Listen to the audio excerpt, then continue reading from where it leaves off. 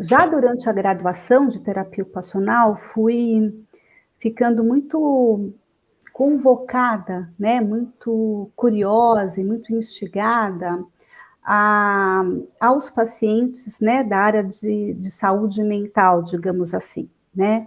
Acho que eu tinha uma curiosidade, um fascínio pelo estado aí mais do adoecimento psíquico. Porque na terapia ocupacional, não sei se você sabe, a gente tem, né, várias frentes de trabalho, né, a questão mais ligada à linha psiquiátrica, que foi um trabalho muito grande, é um trabalho muito inicial da terapia ocupacional, a área física, a reabilitação física, a área social, né, a terapia ocupacional foi se ramificando muito.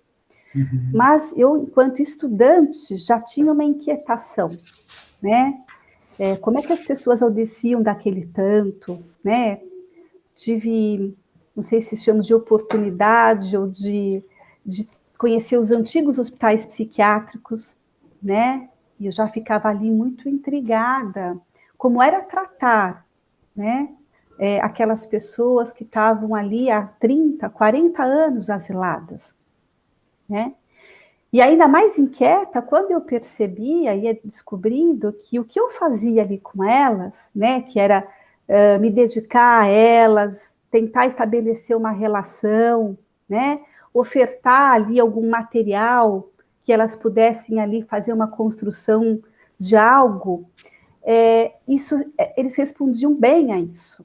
Ainda muito nova, perguntava, o que trata as pessoas? É esse material que eu ofereço? Ou é alguma coisa que se estabelece aqui nesse contato, né?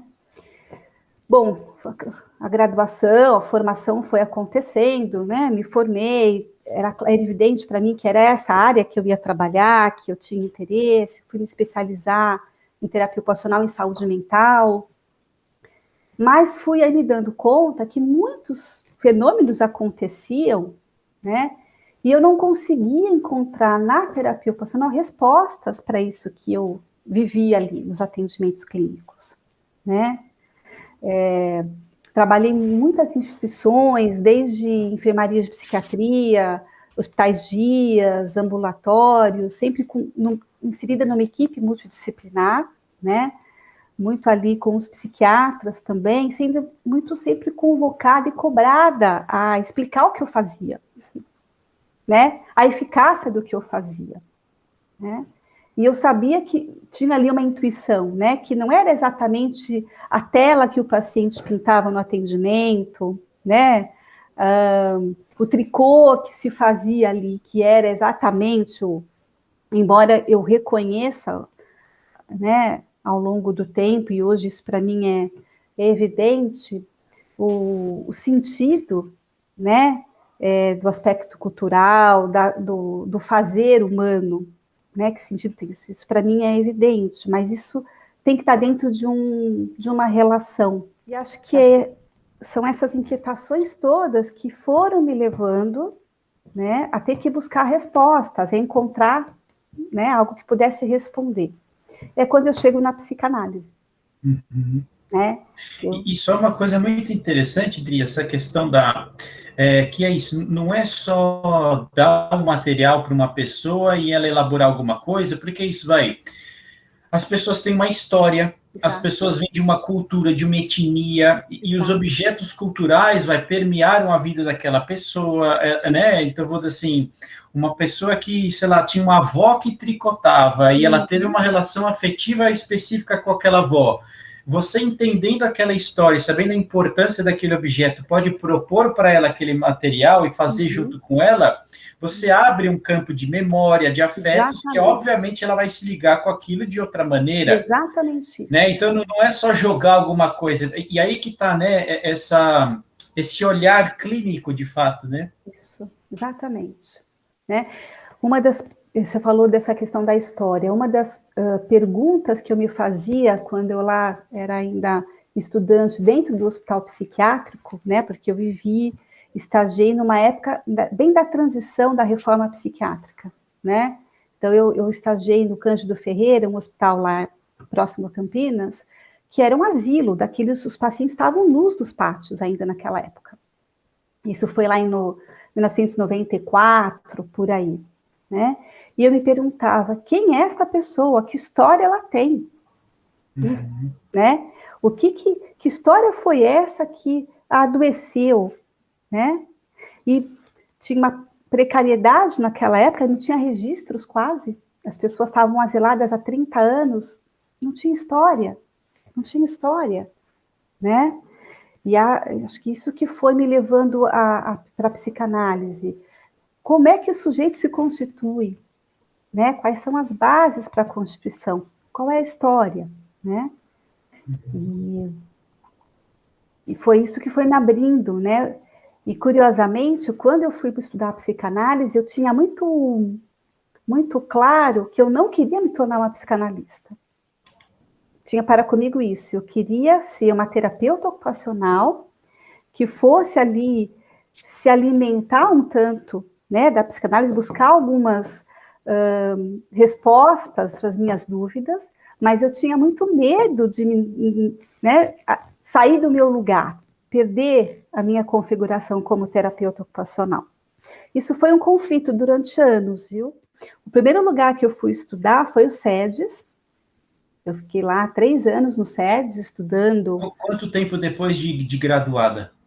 Então, nessa cronologia aí, dessa linha do tempo, eu me graduei, terminei em 96 a graduação, aí eu voltei para São Paulo e fui fazer uma especialização que na época era muito buscada pelas TOs que queriam trabalhar em saúde mental, que era do Departamento de Psiquiatria da Unifesp, tinha ali um excelente curso de especialização em terapia ocupacional e saúde mental, né?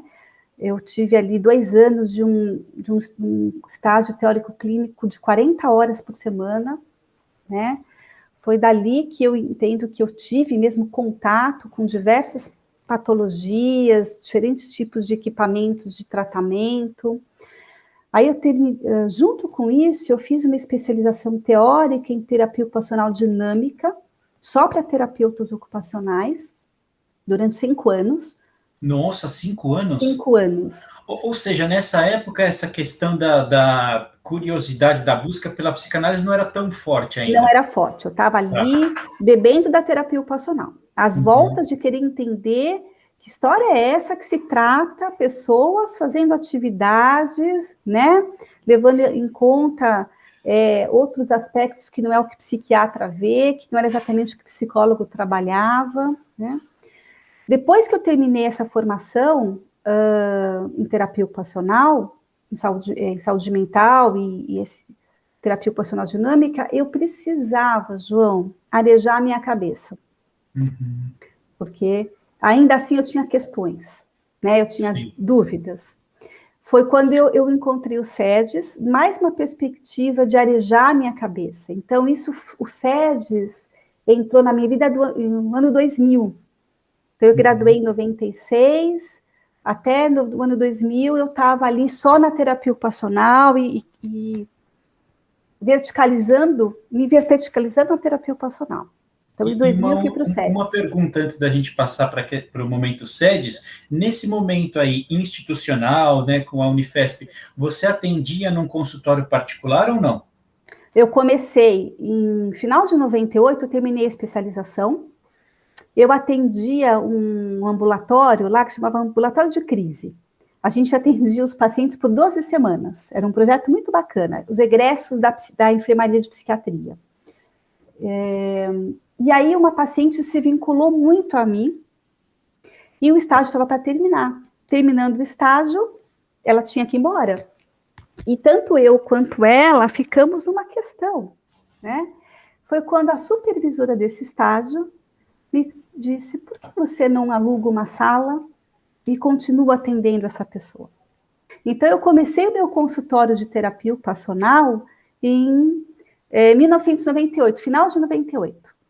E o que é bonito, né, pelo que você está falando, isso por conta de uma força da afetiva de uma relação, né? Exatamente.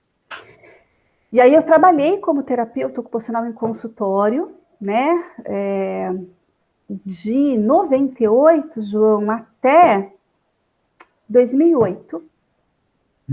Poxa, né? bastante. Bastante. Nessa época eu estava muito investida nas instituições, eu trabalhei em várias instituições, enfermaria de psiquiatria, hospital dia, CAPES da Unifesp, depois eu voltei para a Unifesp, depois de uns anos para trabalhar no CAPES, foi meu maior tempo de trabalho numa instituição, né?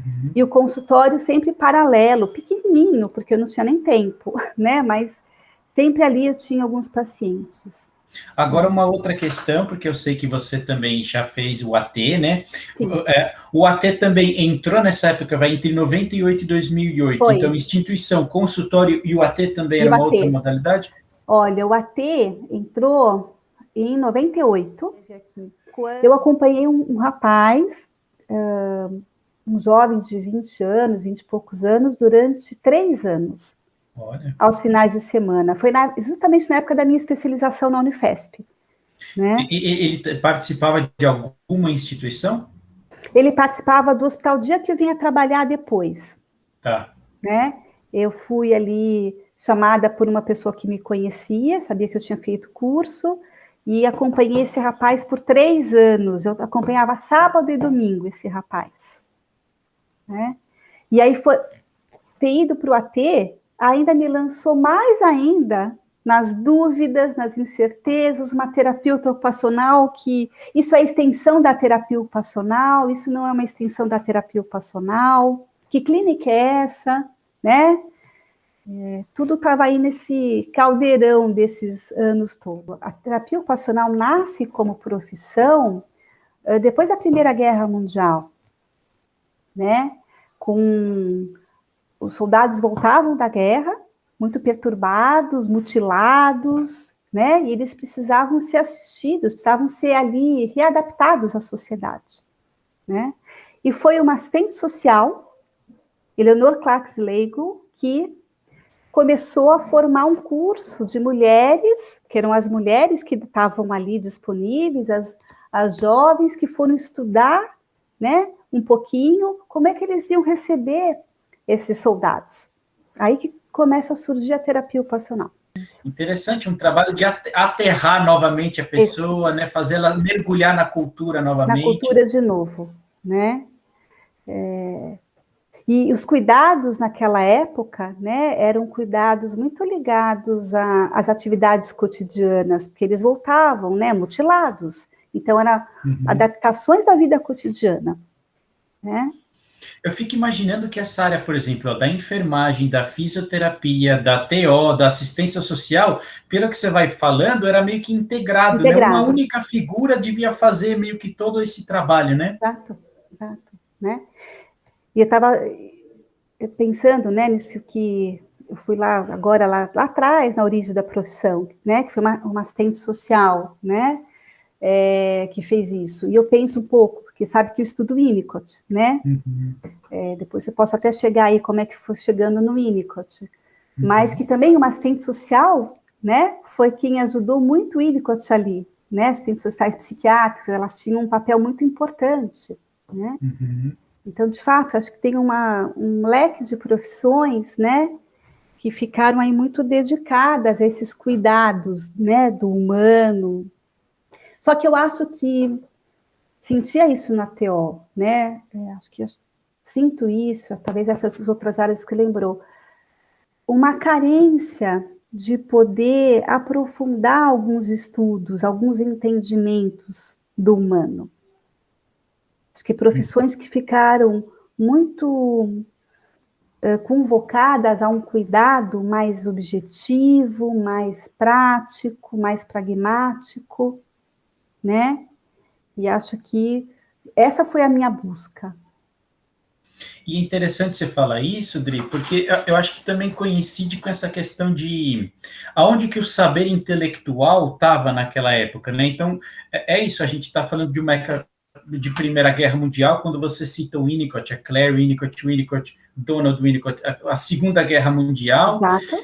Mas é isso, né? O conhecimento, essa questão de uma fundamentação intelectual, de poder olhar para um campo e discutir sobre ele, estava muito mais, estava no campo da medicina e no campo masculino. Né? Exatamente. O masculino era o portador do intelecto, era quem pensava sobre as coisas, e o feminino era quem agia ali, né? E Agia, cuidava fazia. praticamente.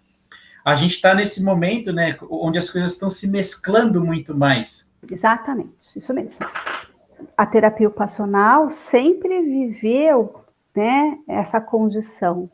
São as TOs quem fazem, né, o trabalho mais direto, mais árduo ali com os pacientes, né? Eu acho que as TOs foram conquistando ao longo do tempo os seus lugares, né?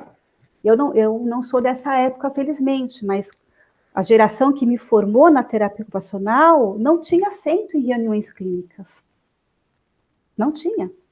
Elas, enquanto a equipe estava ali discutindo, né, pensando, as TOs estavam ali com os pacientes. Uhum. Né? Hoje, felizmente, isso não é assim. Né? Posso dizer que, pelas instituições que passei, sempre me senti muito tendo meu lugar ali. Uhum. Mas ainda assim, eu precisava ainda em busca de pensar mais. De pensar mais, de entender mais. Né? Você sabe que eu assisti em 2011, se eu não me engano, um curso do Gilberto Safra na PUC, na pós da PUC, e o curso era sobre a Claire Winnicott. Uhum. E uma das coisas que vai o fio condutor de todas as aulas era ele revelar o quanto vários conceitos que o Winnicott desenvolveu vieram dela. Da prática dela e do que ela fornecia para ele de material e de conhecimento. E pelo que eu entendi, era uma dinâmica assim, ela num lugar feminino, falando assim, Winnicott, pega isso aqui e teoriza, e meio que assim, vai lá brilhar para o mundo. Mas era meio que assim, a base daquele conhecimento veio muito dela. Eu estou nesse momento escrevendo um texto, né, por conta aí da formação que eu estou fazendo, eu estou estudando exatamente esse momento em que o Winnicott, sim, né, se apoiou muito na Claire para poder desenvolver, né, alguns conceitos dele. Ela é que estava ali na Segunda Guerra Mundial com as crianças, né, naquele momento da evacuação das crianças. Ele, pelo que eu li, ele aparecia como um bonitão na área, como ele era o supervisor daquelas casas, né? Exato, dos alojamentos, dos abrigos, isso. Então era meio que isso, né? A galera trampando e ele lá, já tinha algum nome, aparecia. Tanto que tem uma cena engraçada, a comida era toda racionada naquela época, né? E eu lembro que, assim, ele chegava numa dessas casas e ele ia para a cozinha. Parece que a cozinha sempre foi o ambiente de uma casa mais preferido do Winnicott, né? Uhum. E ele começava a detonar a barra de manteiga comendo pão. E aí um dia a Claire falou assim, você sabia que essa manteiga é para uma semana dessas crianças? Então é engraçado, por mais que a gente saiba que o Winnicott foi um psicanalista muito humilde, né, se colocou num lugar de muito devoção para os pacientes, disponibilidade, mas é isso, ainda tinha esse papel do bonitão que chegava no pedaço. Isso, do médico, né, do doutor que vinha discutir, né, então acho que isso eu vivia muito, sabe, João? Tendo meu lugar como TO, tendo reconhecimento, mas tinha ali, né, no ar uma questão que assim, bom, mas você é terapeuta ocupacional, né? E acho que isso me inquietava muito mais, né? Além das questões que eu já trouxe, né? Bom, como é que as pessoas chegam, adoecem desse ponto? Que história é essa? Né? E quando eu fui lá para o SEDES, o mundo abriu. Aliás, né? que específico que você fez do SEDES? Eu fiz o conflito e sintoma e fiz psicopatologia psicanalítica contemporânea. Né? Que isso já me deu... Até essa época eu não tinha intenção de me tornar psicanalista, então nem pensava no curso de formação, nem pensava, né? Fiquei deslumbrada, fiquei apaixonada pela psicanálise, né? Comecei a viver, então, esse conflito, e agora, o que eu faço com isso? Como é que eu junto o que eu vivo ali no dia a dia da clínica da terapia ocupacional com isso aqui? né? A intenção era me tornar uma terapeuta ocupacional melhor, com mais visão, com mais entendimento sobre aquela pessoa que eu estava ali assistindo, né?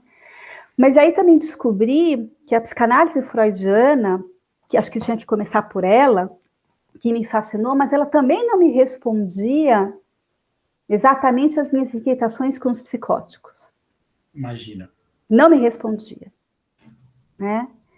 Porque, aliás, pensando em diagnósticos, eu acho que os casos que chegam para o trabalho da TO são muito mais das psicoses do que Muito das mais, neuroses, né? muito mais, né? A TO trabalhava nos hospitais com esses pacientes que não tinham nenhuma outra forma de comunicação, muito graves, né? Então, o Freud não me respondia exatamente a isso. Ele me serviu muito para pensar que como é que a gente se constitui. Foi assim, eu fiquei apaixonada. Mas, na minha formação de TO, eu não vi o Winnicott. Não vi o Winnicott foi citado, né? E aí eu sabia que eu tinha que seguir um pouco, conhecer melhor o Winnicott, né? É quando eu fui fazer supervisão com uma pessoa que você conhece, a Suzana Maia, né?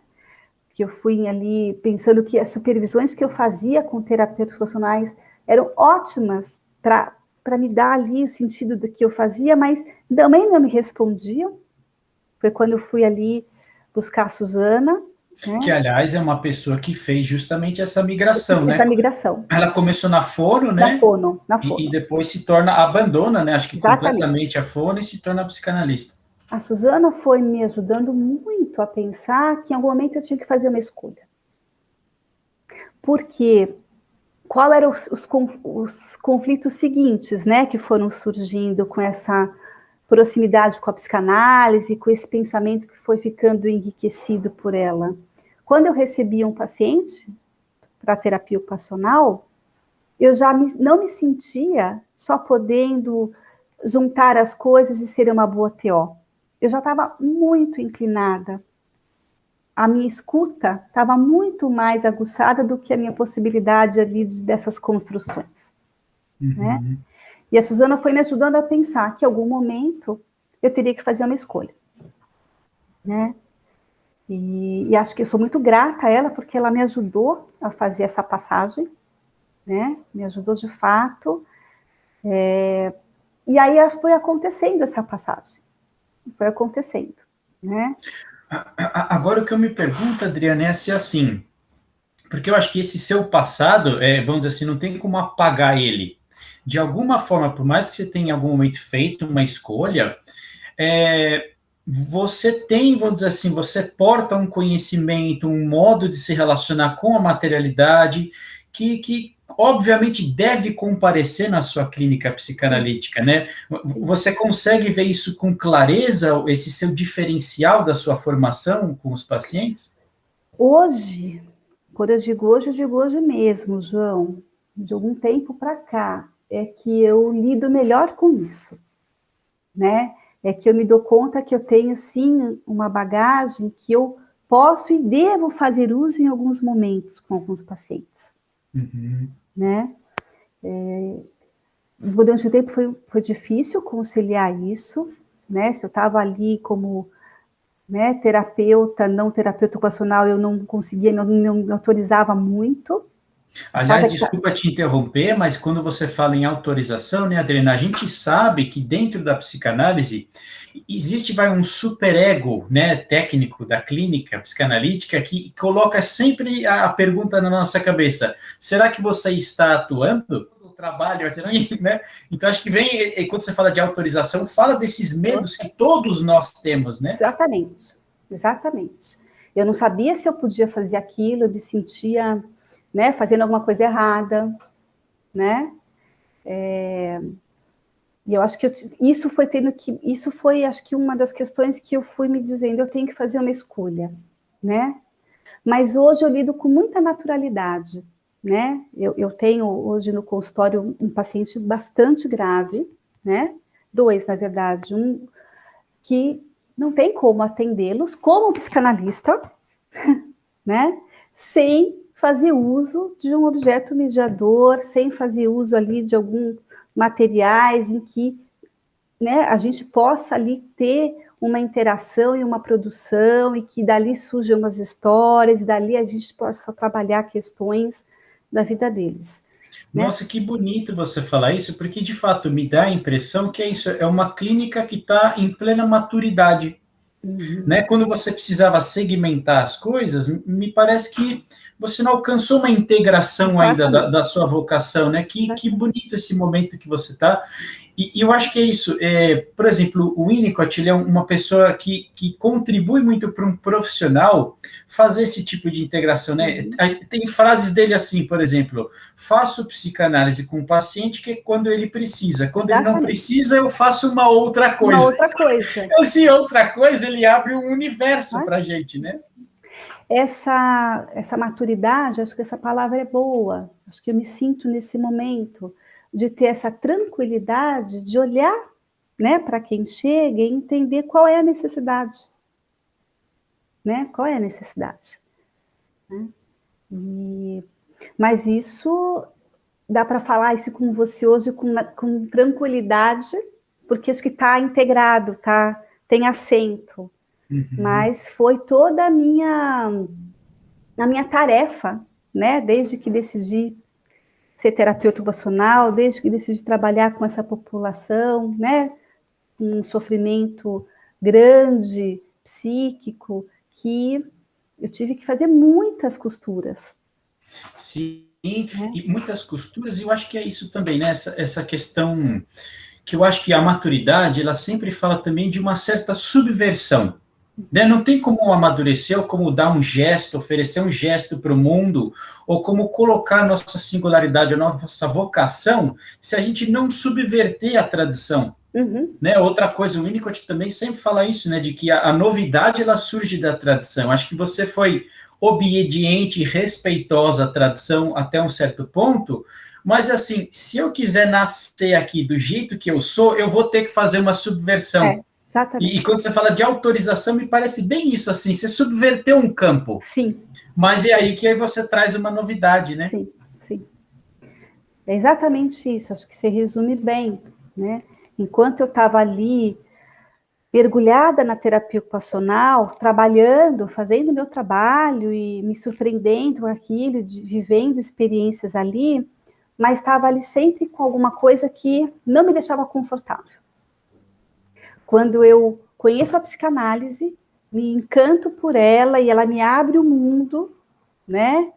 Eu tento juntar as duas coisas, vem aquela questão, mas eu posso? Eu posso fazer isso? E esse posso, ele é justo, ele é legítimo, porque assim, se eu juntar, eu vou ofender muita gente. Você sabe que você ia comprar uma briga ao juntar. Sim, e comprei, João. Então, só que o bonito da vida é isso. Quando uma vocação ela fala mais alto na gente, tem um momento que essa questão se eu vou machucar ou não, ela fica irrelevante, porque assim, já não depende mais de mim, não sou eu, não é a minha vontade própria que está querendo isso, é um trem que está vindo passando a 200 por hora e ele vai levar. Né? Exatamente. É isso. Então, hoje eu acho que eu me sinto, tanto é que hoje eu tô, né, acho que sempre precisei, acho que eu posso dizer para você que eu já me sentia psicanalista, né, as pessoas me perguntavam isso, as pessoas com quem eu conseguia poder apresentar esse lado que eu estava construindo, mas você se sente mais terapeuta ocupacional ou psicanalista? De uns anos para cá, era espontâneo poder dizer, eu sou mais psicanalista, né, e fui estudando, né, fui fazendo grupo de estudos do Winnicott, fui fazendo supervisão no Winnicott, fui buscar análise nessa abordagem, né, pensando um pouco nessa minha autorização, né, de poder, então, ter um consultório de psicanálise, né, e hoje eu estou fazendo a formação winnicottiana, né, mas eu sinto que não é isso que está me autorizando mais, eu precisava fazer isso, né, porque eu precisava sistematizar o estudo do Winnicott, precisava organizar de algum modo que me ficasse ainda mais interessante. mas eu já me dava conta que isso já estava, né? Essa construção veio sendo feita ao longo do tempo. Né? E é bonito que isso parece que ela começa silenciosa, né, dentro de você, e o volume vai aumentando, né, e até uma hora que fica evidente, né? É isso. Agora, pensando no campo psicanalítico, Adriano, o que eu acho muito interessante, vai ter uma generosidade estrutural da psicanálise, porque é isso, você pode ser uma psicanalista sem ser uma psicóloga. A psicanálise dá essa oportunidade, de várias contribuições virem ali e agregar para a psicanálise. Eu acho isso muito generoso da abertura psicanalítica. Sim, isso foi me deixando, isso foi me acolhendo, né? Então, quando eu fui descobrindo que eu podia, sim, né? Quem eram os psicanalistas? Eu fui, quem são os psicanalistas? E você vai vendo as mais diversas formações, né? Que eu acho que o que nos leva para a psicanálise é algo muito pessoal mesmo, né? É isso que hoje eu reconheço que estava em mim desde quando eu busquei me formar em terapia ocupacional, né? Foi esse o caminho. Acho que a terapia ocupacional me abriu um caminho, né? Para ir me aproximando do que hoje eu entendo que, bom, esse é o meu lugar. É aqui que eu me sinto confortável, né? É aqui que acho que eu estou podendo oferecer para as pessoas que me procuram, né? Algo que seja de verdade eu, né? Nessa possibilidade de estar com o outro, de escutar o outro, de entender qual é a necessidade. Muito bonito o seu percurso, porque acho que é isso, né? Você conseguiu compor, a juntar no seu fazer as várias demandas do ser humano, né? Então, existe essa demanda, obviamente, de colocar em palavras as próprias questões, né? De subjetivar a própria história, mas o ser humano também precisa, ele está na materialidade, ele precisa se relacionar com a matéria de forma pessoal, né, e por meio da matéria também se autodescobrindo, se fundindo, né, com as coisas, dando sentido para o mundo. E quando você também me falava do paciente que você, naquele garotinho que você sente a necessidade agora de atender ele presencialmente num parque, eu vejo toda a sua bagagem como AT, que aí pega essa dimensão corporal do encontro humano, que também é necessária, né? Então, a questão da palavra, da materialidade do corpo. Dá para ver que a sua clínica, ela está realmente, ela integra essas várias necessidades humanas. Sim, sim. É isso, João. Exatamente isso.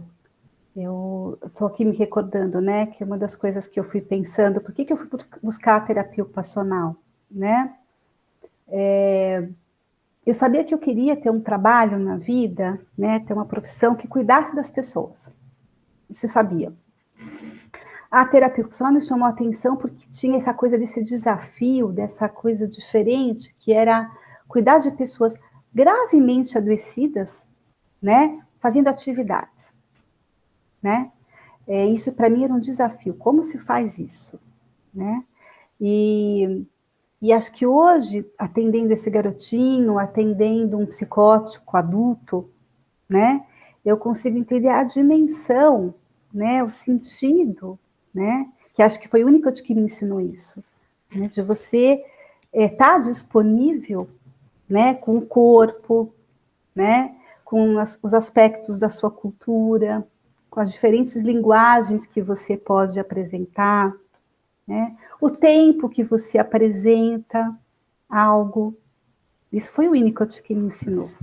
Algumas pessoas têm essa questão. Como é que você transita de um lugar para o outro?